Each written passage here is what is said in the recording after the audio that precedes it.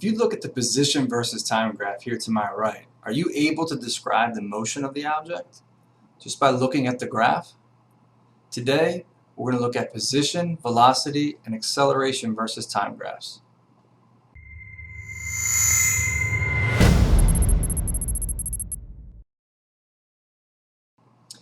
This box here is going to represent the center of mass of an object, and we're going to use what's called motion mapping to record its position with respect to time. Okay, so every second we're going to drop a dot right in the center of the location of its center of mass. 1. So it looks like there's only one dot there, but really what's happening is the dot is being placed on top of each other. So it's kind of hard to tell just by looking at this that we're actually recording with respect to time. But what it really is telling me is if this was a motion map of an object over, say, 5 seconds, it really never changed its position. So I could tell that it was actually not moving. But let's look at the position versus time graph for this. It's actually a little bit easier to tell the fact that we have time recording and position is not changing. So if you look at every second, you can see there's a blue dot there that was recording the position at that time interval. But it started at position 4 meters, and as time went on, no movement occurred, so it stayed at 4 meters. And so when you look at the best fit line for this graph, you can see that we have a flat line. So anytime that you have a flat line on a position versus time graph, that's telling you that the object is stationary, or it's at rest, or not moving. Well, let's look at an object now that actually is going to be moving. Again, every second we're recording its position with the circle. Again, this is called a motion map.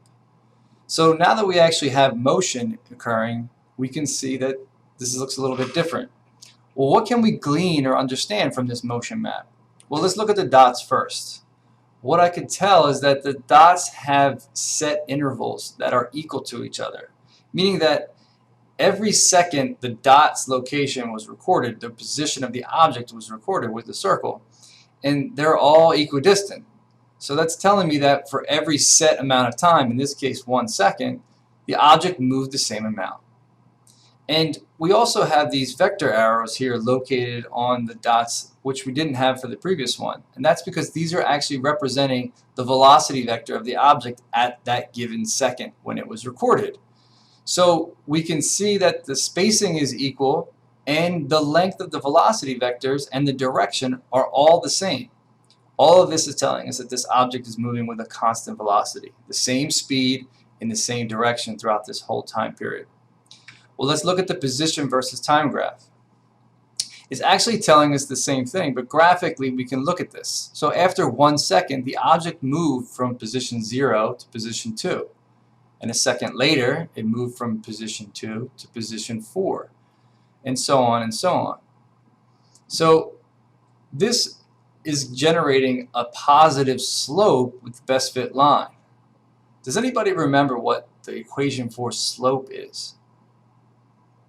Well, going back to your math class, right? The m represented the slope, and we were told that the change in the vertical axis divided by the change in the horizontal axis, or delta y or delta x, is what slope is. Also referred to as the rise over the run. Well, when you're looking at a position versus time graph, the vertical axis is actually your change in position, and the horizontal axis is your change in time. And it may not be apparent to you, yes, but does this equation look familiar? Change in position over change in time? Well, that's actually what the average velocity equation is. Delta x over delta t, or change in position with respect to change in time. So the slope of a line on a position versus time graph is actually going to tell us what the velocity of the object is moving with. In this case, it's a positive slope, and we could go ahead and actually solve for the velocity. So if I look at the 8 meters, which was its final position, minus its initial position of 0, divided by the 4 seconds that it took to get to the 8 meters, again, final minus initial, we know that this object had an average velocity over these 4 seconds, moving 2 meters per second to the right. Now, you could say that this velocity was positive 2 meters per second. That would indicate that positive being to the right, but I just pointed out that we have to make sure we include this direction if we're working from a standpoint that moving forward, that a positive answer is going to tell me that you're moving to the right. If there's east, west, or other cardinal directions involved, you want to use that direction system. Well, what happens if the object was moving in the opposite direction? In this case, the same speed, but back in the opposite direction or to the left. Well, you can tell the only thing that's really changing is the fact that the velocity vectors are moving in the opposite direction, or showing the direction has changed.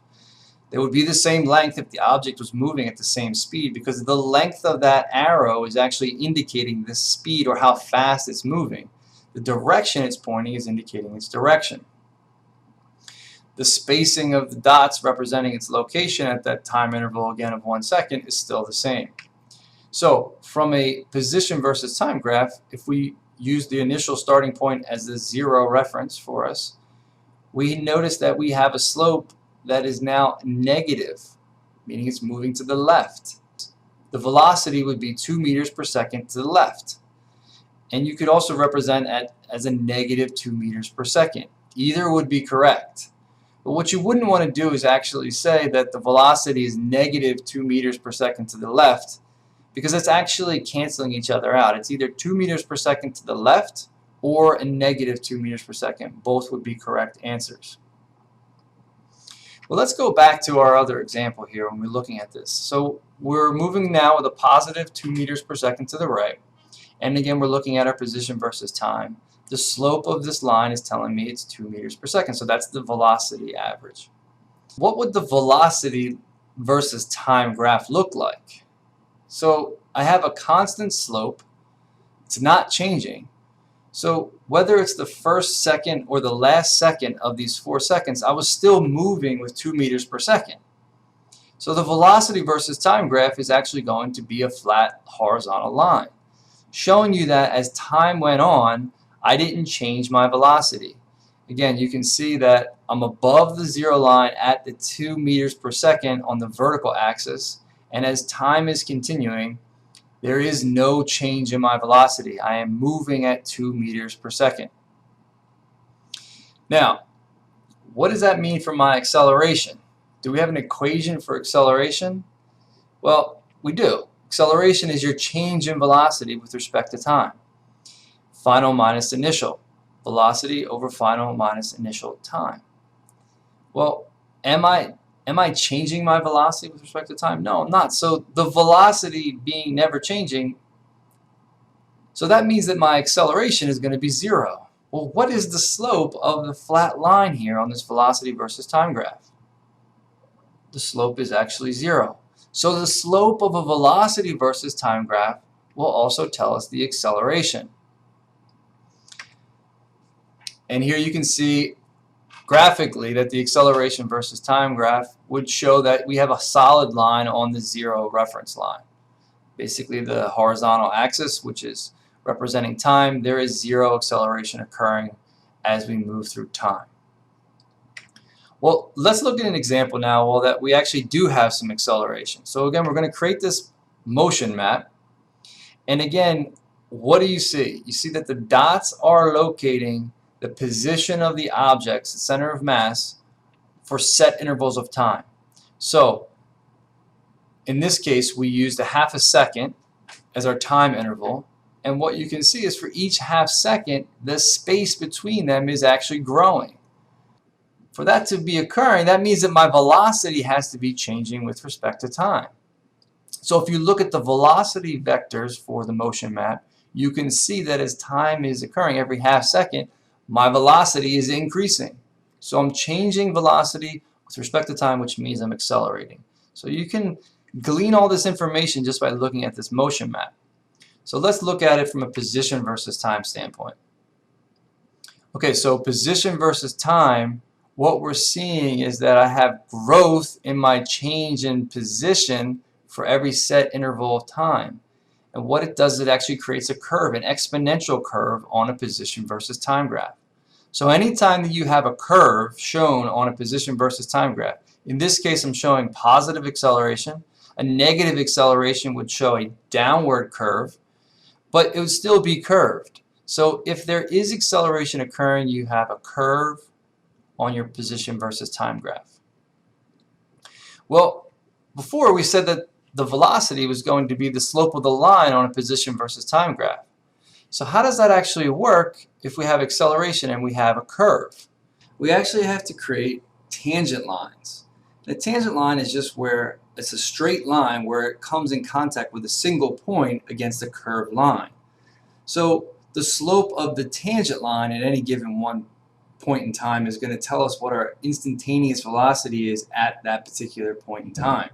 So if we start out looking at the 0 timeline here, we actually have a horizontal line as a tangent line. And as time goes by, we can see that the tangent line is actually increasing in slope. And so if time were to continue to go on, we're going to see that our tangent line is going to increase in its vertical slope, which makes sense, and we know that our velocity is increasing. So to find that velocity point, it's really the tangent line at any given point in time. So if we look at the velocity versus time graph, we can actually see that velocity is increasing with respect to time. And it creates a positive slope. So as time is going by, our velocity is increasing, which is also represented by the vector arrows above on our motion map. So velocity changing with time is indication of acceleration. So from an acceleration standpoint, we can look at the slope of the line on a velocity versus time graph. Again, that vertical change is the change in velocity over the horizontal change, which is the change in time. And so the slope we can find here is actually going to be 6 minus 2 when we look at final minus initial, and we find we have 3 meters per second squared as our acceleration. Now the line, just like before on the position versus time graph when it was constant velocity, here with acceleration we have a constant slope and our acceleration is going to be constant. So from an acceleration versus time graph, we can see that we're going to have a flat horizontal line at the 3 meter per second squared mark. It's positive 3 meters per second squared. So a horizontal line is going to be constant acceleration. We are only going to be dealing with constant accelerations in individual sections of time. We can have a positive. It could also have a negative acceleration, which would be below the 0 line, or we could have a flat line on the 0 line. So let's take a look at all these graphs and scenarios right side by side. So in the first case, we had a stationary, non-moving, or object at rest at the 4 meter position. So we had a horizontal position versus time graph, which means no velocity, no slope. So our 0 velocity on the velocity versus time, and again, no velocity, no change in velocity. So we're going to have 0 acceleration. On the constant velocity scenario we had a constant positive velocity. So the position versus time graph showed an increasing change in position with respect to time at a constant rate, or we have a positive sloping line. Now velocity versus time in that scenario is going to be a flat horizontal line, and because there was no change in velocity, we had no acceleration occurring. And then in the last scenario we had acceleration, a positive acceleration, which created this curve as we tracked position with respect to time. Again, this is an exponential curve with a constant acceleration.